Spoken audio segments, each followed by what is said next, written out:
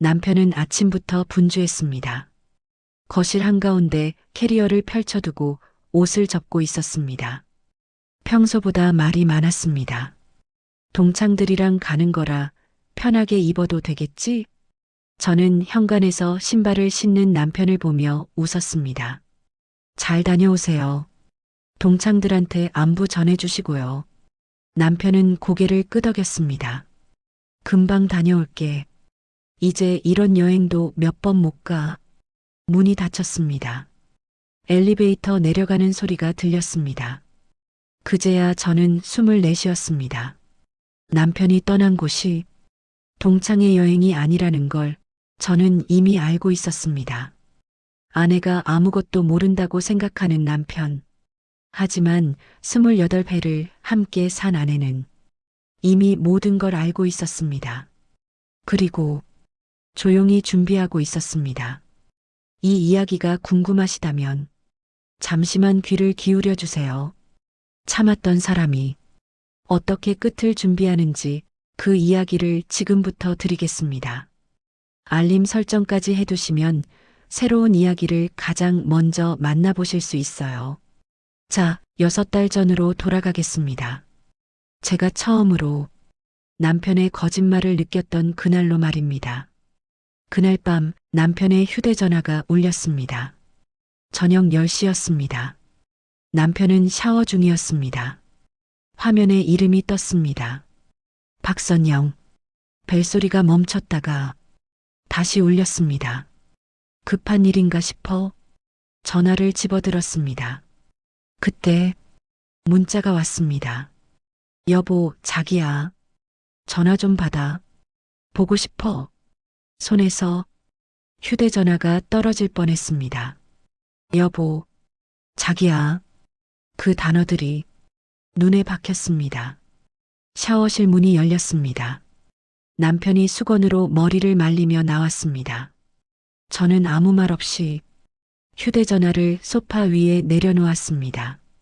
여보, 전화 왔어요. 남편이 휴대전화를 집어들었습니다. 화면을 보는 순간 표정이 굳었습니다. 그리고 침실로 들어갔습니다. 문을 닫았습니다. 낮고 조용한 목소리가 들렸습니다. 제가 듣지 못하게 하려는 목소리였습니다. 10분이 지났습니다. 남편이 나왔습니다. 아무 일 없다는 얼굴이었습니다. 동창이야. 동창의 날짜 조율하려고 저는 고개를 끄덕였습니다. 그렇구나. 그날 밤 저는 잠들지 못했습니다. 옆에서 남편은 편안하게 코를 골며 잤습니다. 여보, 자기야. 보고 싶어. 다음 날 아침 남편이 출근한 후 동창의 명단이 적혀 있는 오래된 수첩을 찾아봤습니다. 박선영. 미혼. 현재 강남 거주. 미혼. 그 단어가 이상했습니다. 왜 남편은 동창의 결혼 여부를 적어뒀을까요? 박선영. 미혼. 남편과 통화. 그날부터 저는 기록하기 시작했습니다. 처음엔 의심이었습니다. 설마 했습니다. 하지만 일주일 뒤 불안이 되었습니다. 자정이 넘은 시간 남편이 거실로 나가 전화를 했습니다. 문을 닫고 웃었습니다. 28회 동안 보지 못한 웃음이었습니다. 가볍고 즐거운 웃음이었습니다. 그날 처음으로 남편이 낯설게 느껴졌습니다. 다음 날 저는 카드 내역을 확인했습니다. 강남 레스토랑, 백화점 여성 의류, 꽃집, 모두 평일 낮 시간이었습니다.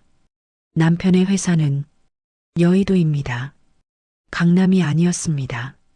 저는 묻지 않았습니다. 대신 저장했습니다.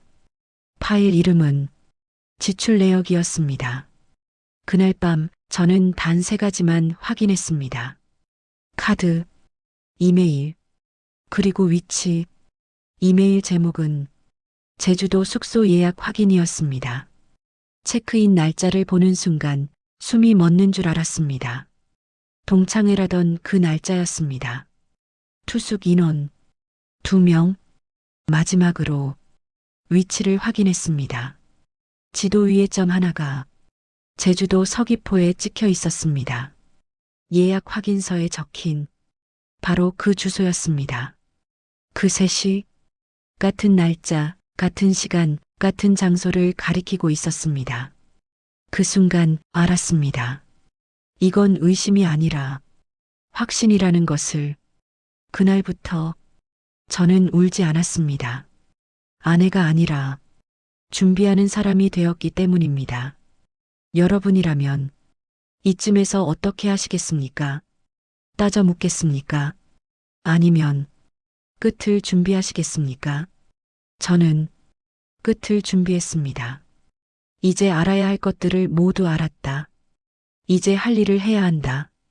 이혼 전문 변호사, 상담 예약 배우자 불륜, 증거 확보 완료, 이혼 절차 상담 원함, 전송 버튼을 눌렀습니다.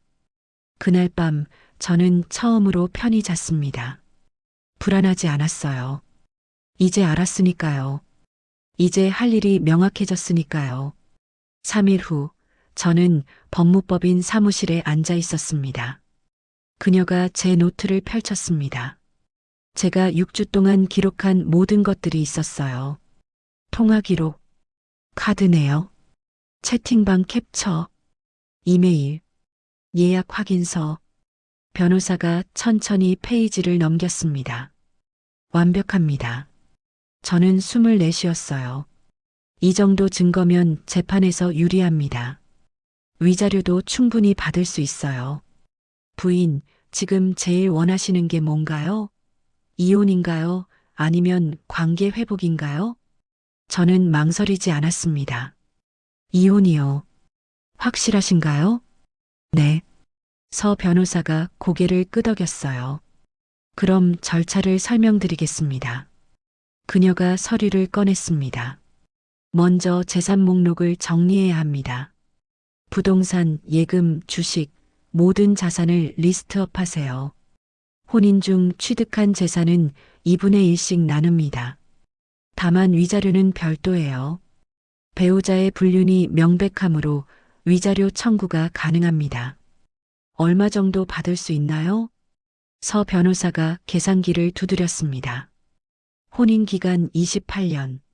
증거 명확. 상대방 유책. 보통 3천만 원에서 5천만 원 사이입니다. 저는 고개를 끄덕였어요. 자녀는 어떻게 되나요? 자녀분들 나이가? 아들 26, 딸 23이요. 둘 다 독립했어요. 그럼 양육권 문제는 없습니다. 성인이니까요. 서 변호사가 달력을 펼쳤습니다. 제주도 여행이 언제라고 하셨죠? 다음 달 6일부터 8일까지요.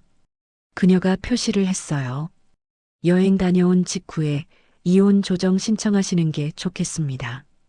증거가 가장 생생할 때니까요. 네.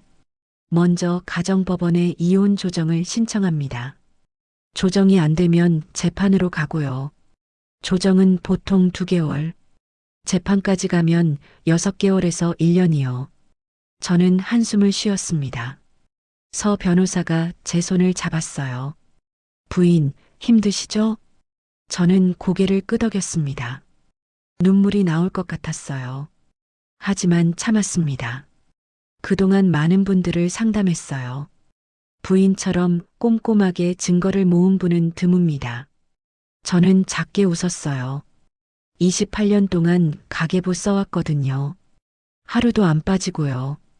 그 습관이 지금 부인을 지켜주고 있어요. 힘든 일 있으면 언제든 연락하세요. 제가 함께 하겠습니다.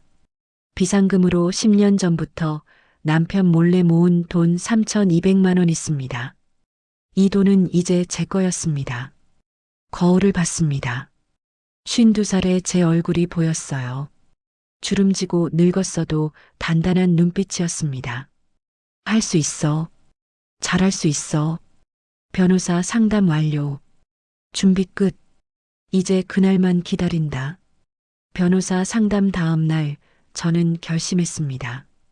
박선영에 대해 더 알아야 했어요. 박선영 인스타그램이었습니다. 게시물을 스크롤했습니다. 카페 사진, 여행 사진, 맛집 사진. 평범한 일상이었어요. 그런데 댓글에서 한 이름이 자주 보였습니다. 이정훈. 하트 이모티콘을 자주 달았어요. 이정훈의 프로필로 들어갔습니다. 남자였어요. 50대 초반으로 보였습니다. 프로필에 적혀 있었어요. 건축 설계사. 그의 게시물을 봤습니다. 박선영과 함께 찍은 사진들이 많았어요. 여행지에서, 식당에서, 집에서. 최근 게시물을 봤습니다. 일주일 전 사진이었어요. 거실 소파에 앉아 있는 박선영. 옆에는 강아지. 캡션이 있었습니다. 집순이와 함께하는 일요일. 행복. 집. 그들은 함께 살고 있었습니다. 프로필에 위치 태그가 있었어요. 강남구 삼성동. 주소가 나와 있었습니다. 저는 메모했습니다. 그리고 결정했어요. 직접 만나야 한다고. 다음 날 오후 저는 그 주소 앞에 서 있었습니다. 고급 아파트였어요. 25층짜리 건물이었습니다. 박선영 씨 일로 왔습니다. 잠깐 얘기 좀 할 수 있을까요? 잠시 망설이더니 문을 열었습니다. 무슨 일이신지 말씀해 주시겠어요? 저는 가방에서 파일을 꺼냈습니다. 프린트한 서류들이었어요. 이정훈에게 건넸습니다. 그가 서류를 펼쳤어요. 첫 장은 카드 내역이었습니다. 남편이 박선영에게 보낸 돈, 레스토랑 결제, 백화점 결제. 두 번째 장은 제주도 항공권이었어요. 김태연, 박선영. 나란히 적힌 이름. 세 번째 장은 리조트 예약 확인서였습니다. 이정훈의 손이 떨렸습니다. 서류를 보는 그의 얼굴이 창백해졌어요. 이게 무슨... 박선영 씨가 제 남편과 제주도에 갑니다. 다음 달 6일부터 8일까지요. 아시나요? 선영이는 그때 동창회 간다고 했어요. 저희 집도 그랬습니다. 동창회 간다고 했어요. 침묵이 흘렀습니다. 이정훈이 서류를 다시 봤어요. 천천히 페이지를 넘겼습니다. 아무 말도 하지 않았어요. 얼마나 지났을까요? 그가 입을 열었습니다. 언제 알게 되셨나요? 2달쯤요. 왜 오신 거죠? 제가 혼자 알고 있을 이유가 없다고 생각했습니다. 이정훈이 소파에 깊이 앉았습니다. 두 손으로 얼굴을 감쌌어요. 한참 후 그가 말했습니다. 선영이랑은 3년째입니다. 작년에 이사 왔어요. 같이 살기 시작한 지 1년 됐고요. 저는 고개를 끄덕였습니다. 결혼은 안 하셨어요? 선영이가 결혼은 싫다고 했어요. 자유롭게 살고 싶다고. 저도 재혼이라 부담 없이 지내자고 했죠. 이정훈 씨 제안이 있습니다. 뭔데요? 지금 막지 맙시다. 여행 보내주세요. 왜요? 지금 막아야 하는 거 아닌가요? 지금 막으면 실수로 끝납니다. 한 번의 실수, 술김에 한 일, 이렇게 둘러댈 거예요. 하지만 여행을 다녀오게 하면 달라집니다. 2박 3일, 함께 보낸 시간, 예약한 숙소, 찍은 사진들. 이건 실수가 아니에요. 그 다음엔요? 여행 끝난 다음 날, 동창회 모임이 있습니다. 거기서 끝냅시다. 모두가 보는 앞에서요. 왜 그래야 하죠? 증인이 필요하니까요. 우리만 아는 게 아니라 모두가 아는 거. 그래야 다시는 부정할 수 없습니다. 이정훈이 창밖을 봤습니다. 한참을 생각하더니 고개를 끄덕였어요. 알겠습니다. 그렇게 하죠. 이정훈 씨도 증거를 모으세요. 함께 쓸 수 있을 겁니다. 부인, 무섭지 않으세요? 저는 잠시 생각했습니다. 무섭죠. 28년이 무너지는 건데요. 하지만요. 더 무서운 건 거짓 속에 사는 거였어요. 명함을 교환했습니다. 여행 전날 밤이었습니다. 남편은 캐리어를 쌌어요. 저는 부엌에서 그 모습을 봤습니다. 이정훈에게 문자를 보냈어요. 내일입니다. 준비되셨나요? 답장이 왔습니다. 네, 저도 준비됐습니다. 카드네요. 통화 기록, 이메일 프린트, 채팅방 캡처, 항공권, 숙소 예약서, 사진들, 모든 것이 완벽하게 정리되어 있었습니다.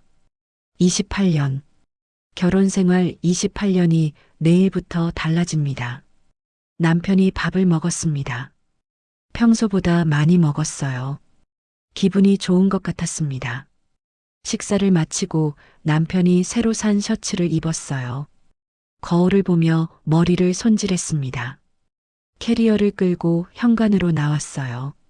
신발을 신었습니다. 저는 남편을 봤습니다. 28년을 함께한 사람, 아이들의 아버지, 제 남편. 하지만 이제 아니었습니다. 이제는 모르는 사람이었어요. 이정훈에게 전화를 걸었어요. 출발했습니다. 이정훈이 대답했습니다. 이쪽도요. 방금 집 나갔어요.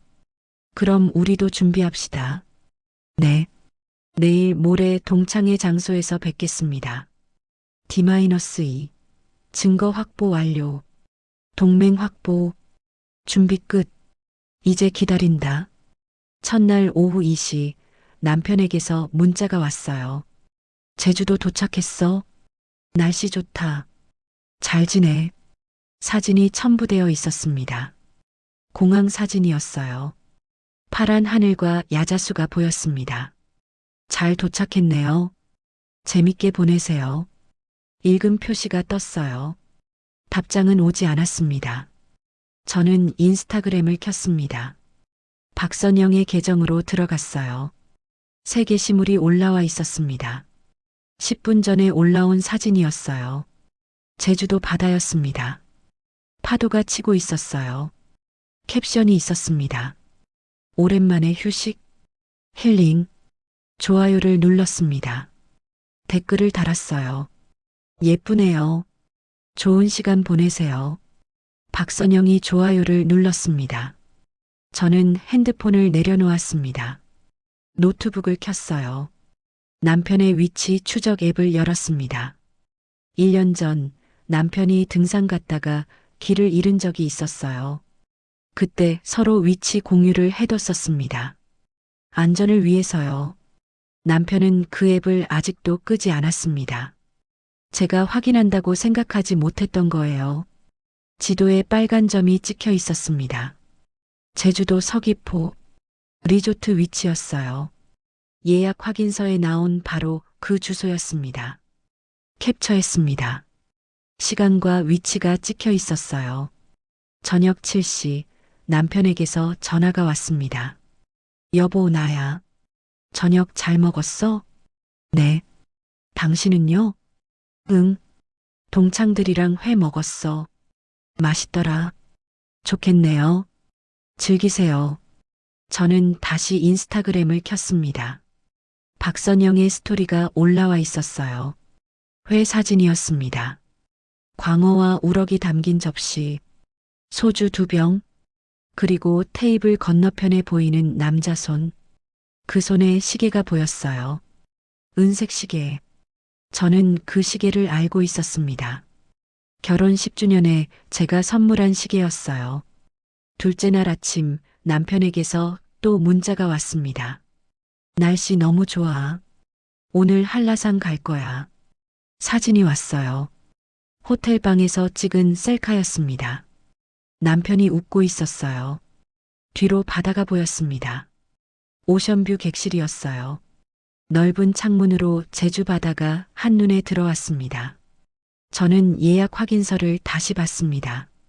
스위트 오션뷰 1박 45만 원, 2박에 90만 원이었어요. 오후에 박선영의 게시물이 또 올라왔습니다. 한라산 정상 사진이었어요. 구름 위에 서 있는 모습, 캡션이 있었습니다. 정상 정복, 힘들었지만 보람차다. 댓글들이 달렸어요. 대단하다. 부럽다. 멋지네요. 저도 댓글을 달았습니다. 고생하셨어요. 경치 좋네요. 그리고 사진을 확대했습니다. 박선영 뒤로 흐릿하게 사람이 보였어요. 남자였습니다. 확대하고 또 확대했습니다. 얼굴은 보이지 않았어요. 하지만 옷이 보였습니다. 남색 등산복. 저는 그 옷을 알고 있었습니다. 작년에 제가 사준 옷이었어요. 캡처했습니다. 저녁 남편이 전화했습니다. 오늘 한라산 갔다 왔어. 힘들더라. 고생했어요. 무릎은 괜찮아요? 괜찮아. 내일 돌아갈게. 조심히 와요. 전화를 끊고 박선영의 스토리를 확인했습니다. 새 사진이 올라와 있었어요. 숙소 침대에 누워 찍은 사진이었습니다. 발만 보였어요. 창밖으로 야경이 보였습니다. 하지만 자세히 보니 발이 4개였어요. 박선영의 발 2개, 옆에 남자 발 2개. 캡처했습니다. 확대했어요. 남자가 신고 있는 슬리퍼가 보였습니다. 호텔 슬리퍼였어요. 이정훈에게 보냈습니다. 이것도 봐주세요. 충분합니다. 내일 봅시다. 셋째 날 오전 남편이 문자를 보냈습니다. 오후 비행기 타. 저녁에 집 도착할게. 네. 기다릴게요. 오후 4시 위치 추적을 확인했습니다. 남편이 제주공항에 있었어요. 박선영의 인스타그램을 확인했습니다. 마지막 게시물이 올라와 있었어요. 공항 사진이었습니다.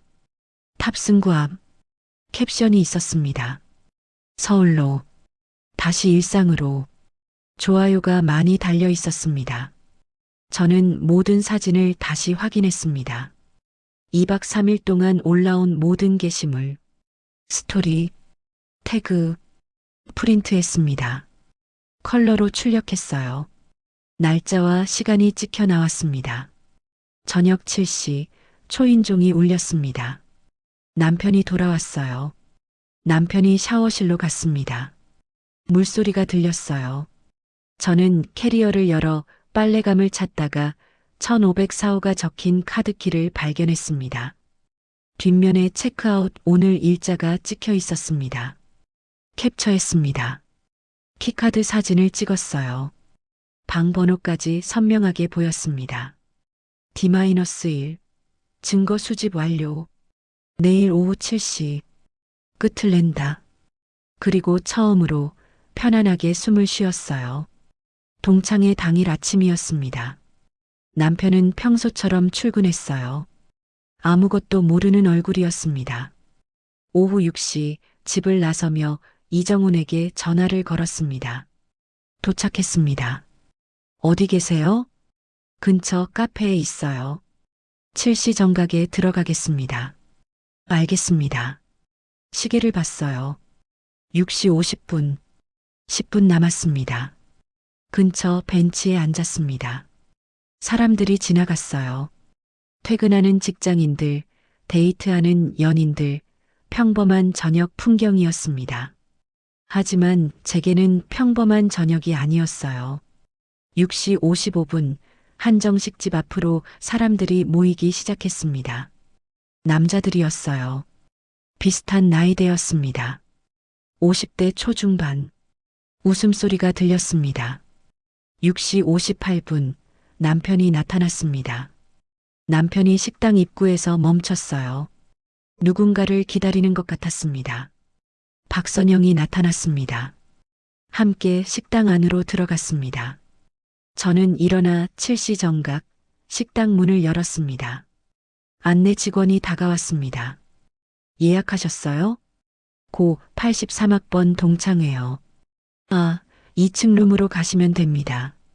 계단을 올라갔습니다. 복도를 지나 룸 앞에 섰어요. 문 너머로 소리가 들렸습니다. 웃음소리, 대화소리, 술잔 부딪히는 소리. 문을 열었습니다. 방 안이 조용해졌습니다. 모두가 저를 봤어요. 남편이 저를 봤습니다. 눈이 커졌어요. 얼굴이 하얘졌습니다. 여보. 박선영도 저를 봤습니다. 표정이 굳었어요. 그때 문이 또 열렸습니다. 이정훈이었습니다. 그도 방 안으로 들어왔어요. 박선영을 봤습니다. 박선영의 얼굴이 창백해졌어요. 정훈 오빠. 이정훈이 말했습니다. 안녕하세요. 박선영 씨 동거인입니다. 방이 완전히 조용해졌습니다. 한 남자가 물었습니다. 대체 무슨 일이에요? 저는 지금까지 모은 증거 서류들을 하나씩 꺼내 테이블에 펼쳤습니다. 첫 장, 제주도 항공권, 김태연, 박선영, 나란히 적힌 이름. 두 번째 장, 리조트 예약 확인서, 스위트 오션뷰, 2박 3일. 세 번째 장, 인스타그램 게시물 프린트, 날짜와 시간이 찍힌 사진들.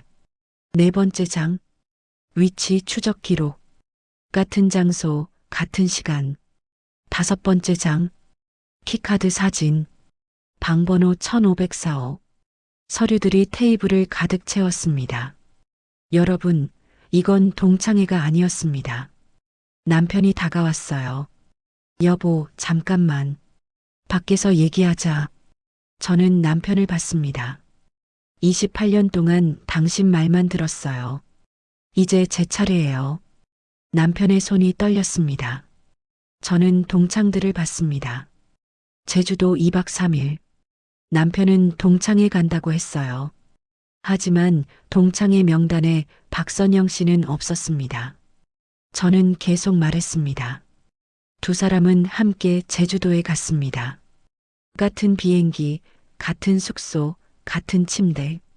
박선영이 일어섰습니다. 아니에요. 오해예요. 우린. 이정훈이 말을 잘랐습니다. 저도 증거가 있습니다. 그가 자기 가방에서 서류를 꺼냈어요. 테이블에 올려놓았습니다. 카드 사용 내역이었습니다. 남편이 박선영에게 보낸 돈, 레스토랑, 백화점 선물, 통화 기록도 있었어요. 늦은 밤 통화, 길게는 1시간씩. 방이 완전히 침묵에 빠졌습니다. 누군가 한숨을 쉬었어요. 누군가 술잔을 내려놓았습니다. 침묵이 흘렀습니다. 테이블 위에 펼쳐진 증거들. 아무도 말하지 않았어요. 남편이 입을 열었습니다. 여보, 이건 오해야. 우리 그냥. 저는 손을 들었습니다. 남편이 말을 멈췄어요. 오해요? 2박 3일 같은 숙소에서 자고 같은 침대 사진 찍은 게 오해예요? 남편의 입술이 떨렸습니다. 그건 선영이가 방이 2개인 숙소를 예약했어. 저는 가방에서 또 다른 서류를 꺼냈습니다. 리조트 객실 배치도였어요. 1504호를 표시했습니다.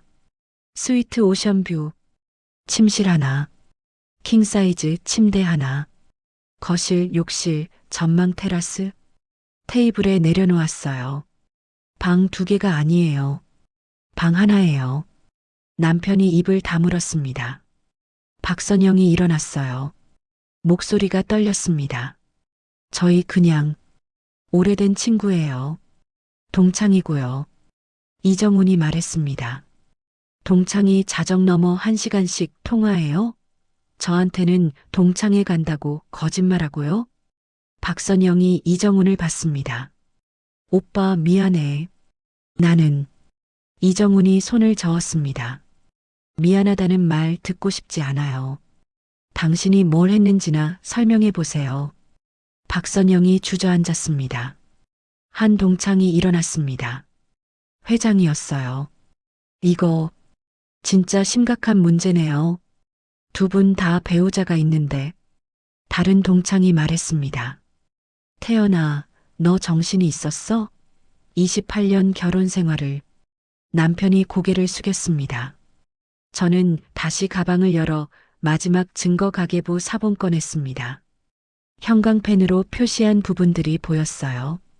작년 9월부터 이번 달까지 남편이 박선영 씨 계좌로 보낸 돈입니다. 한 동창이 서류를 집어들었습니다. 눈으로 훑었어요. 이게 총 얼마예요?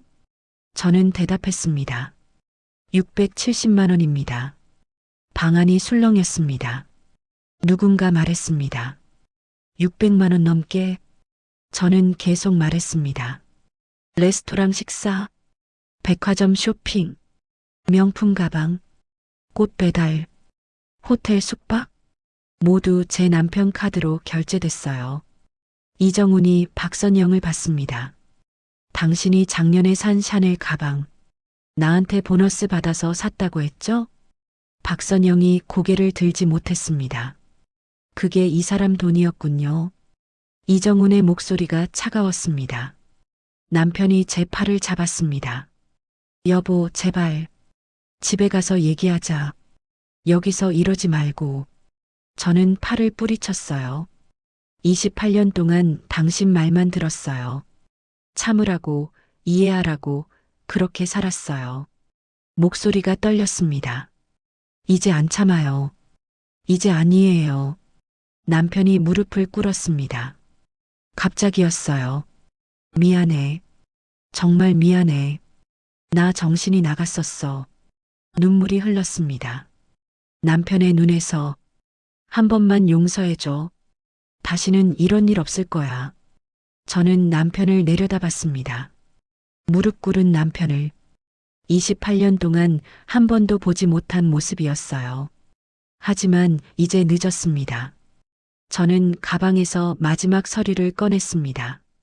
이혼 조정 신청서였어요. 남편 앞에 내밀었습니다. 여기 사인하세요. 남편의 눈이 커졌습니다. 여보, 조용히 하세요. 동창들 앞에서 창피하게 하고 싶지 않으시면요. 남편이 서류를 받습니다. 손이 떨렸어요. 저는 펜을 꺼냈습니다. 남편 손에 쥐어줬어요. 사인하세요. 지금. 남편이 서류를 들었습니다. 읽지도 않았어요. 그냥 봤습니다. 한참을 그러고 있다가 펜을 들었습니다. 떨리는 손으로 이름을 적었어요. 김태현. 서류를 받았습니다. 가방에 넣었어요. 이정훈이 박선영에게 다가갔습니다. 짐 싸세요. 일주일 안에 나가주세요.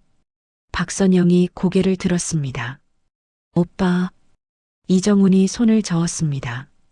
그만하세요. 당신 얼굴 보기 싫어요. 저와 이정훈은 문을 열고 나왔습니다.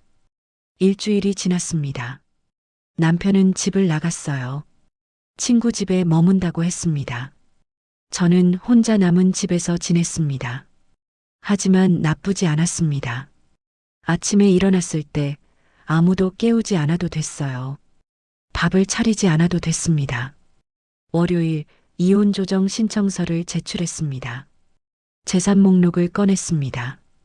아파트, 시세 8억, 대출 없음, 혼인 중 취득, 예금, 남편 명의 1억 2천, 제 명의 5천, 주식, 남편 명의 3천, 총 자산 약 2억, 2분의 1이면 1억씩이었어요.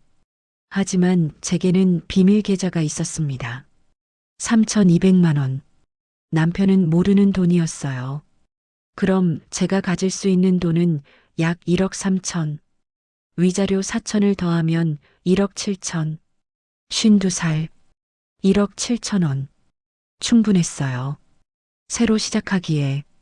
수요일 아들에게서 전화가 왔습니다. 엄마 아빠한테 들었어. 이혼한다고? 그래. 왜? 무슨 일 있었어? 저는 잠시 생각했습니다. 아들에게 얼마나 말해야 할까요? 아빠가 바람 폈어.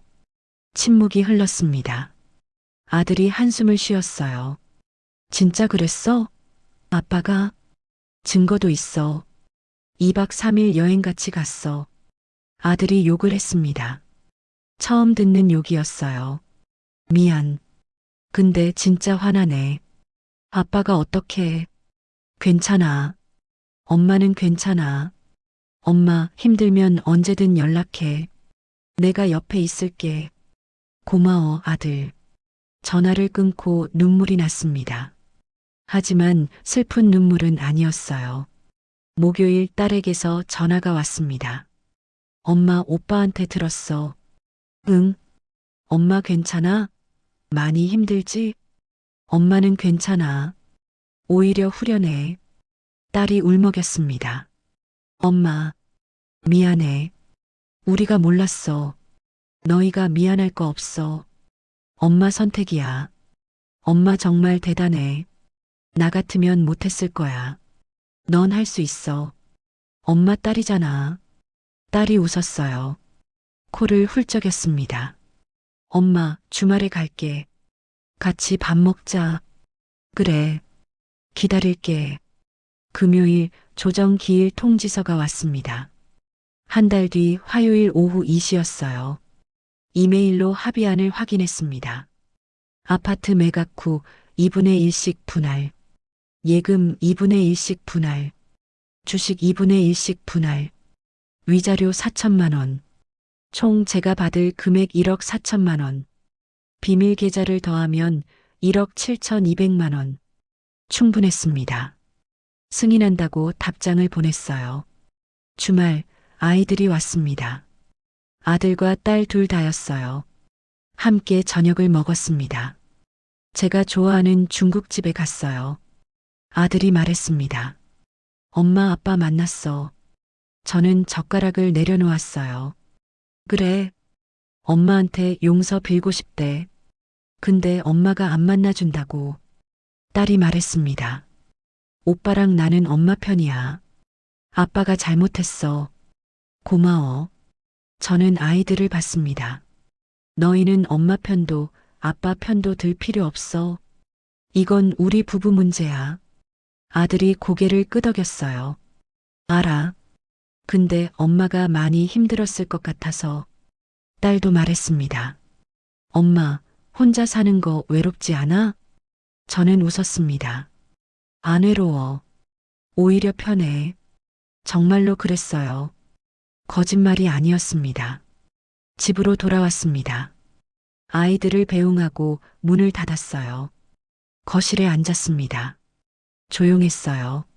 하지만 적막하지 않았습니다. 텔레비전을 켰습니다. 뉴스가 나왔어요.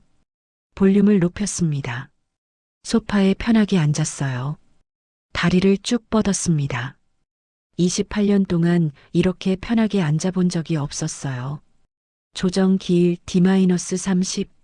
곧 끝난다. 새로운 시작이 기다린다. 6개월이 지났습니다. 아침에 일어났을 때 햇살이 방 안을 가득 채웠어요. 커튼을 열었습니다. 강이 보였어요. 조깅복으로 갈아입었습니다. 운동화를 신고 밖으로 나갔어요. 강변을 달렸습니다. 숨이 찼지만 기분이 좋았어요. 52살. 처음 시작한 조깅이었습니다. 30분을 달리고 집으로 돌아왔습니다. 샤워를 하고 아침을 먹었어요. 제가 좋아하는 그래놀라의 요거트, 커피 한 잔. 혼자 먹는 아침이었지만 외롭지 않았습니다. 오전 동네 도서관에 갔습니다. 최근 새로 시작한 일입니다. 매주 화요일과 목요일 도서관에서 책 정리 자원봉사를 합니다. 책을 정리했습니다. 분류하고 코팅하고 서가에 꽂습니다. 단순한 일이었지만 좋았습니다. 의미 있는 일이었어요. 점심때 동료 봉사자들과 식사를 했습니다. 3명의 여성이었어요. 모두 비슷한 나이대였습니다. 한 분이 말했습니다. 미경 씨, 요즘 표정이 정말 밝아졌어요. 그래요? 처음 왔을 때랑 완전 다른 사람 같아요. 그때는 힘들어 보였거든요. 저는 웃었습니다. 그땐 힘들었죠. 근데 이제 괜찮아요. 뭔가 좋은 일 있어요? 매일이 좋은 일이에요. 모두 웃었습니다. 오후 집으로 돌아왔습니다. 낮잠을 잤어요. 28년 만에 처음 자는 낮잠이었습니다. 1시간을 자고 일어났어요. 개운했습니다. 거실에 앉아 책을 읽었습니다. 최근 빠진 취미였어요. 소설 읽기. 28년 동안 책 읽을 시간이 없었습니다. 이제부터 시작입니다. 52살, 이혼 6개월, 새로운 삶, 새로운 사람, 새로운 가능성. 인생은 끝난 게 아니었다. 다시 시작된 거였다. 참는다고 가정이 지켜지지는 않습니다. 지키는 건 나 자신입니다. 52살 새로운 시작. 늦지 않았습니다. 이 이야기를 듣고 계신 여러분, 참는 게 미덕이라고 배웠습니까? 가정을 지키는 게 당연하다고 알고 계십니까? 진짜 지켜야 하는 건 가정이 아니라 나 자신이라는 걸. 당신의 인생은 당신 것입니다. 누구도 대신 살아줄 수 없어요.